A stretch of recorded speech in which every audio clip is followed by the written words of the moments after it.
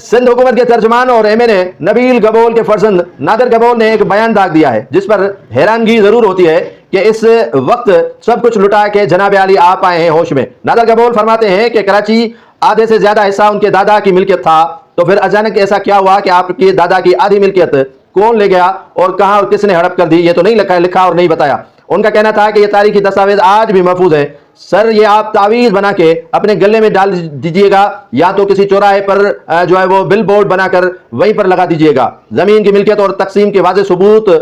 ملتا ہے۔ نادر گبول کے مطابق یہ فرمان برطانوی دور کا ہے، جس سے اندازہ ہوتا ہے کہ کراچی کی تاریخ میں ان کے خاندان کا کردار اور اثاثے کس قدر اہم رہے ہیں۔ انہوں نے کہا کہ اس معاملے کو تاریخی تناظر میں دیکھا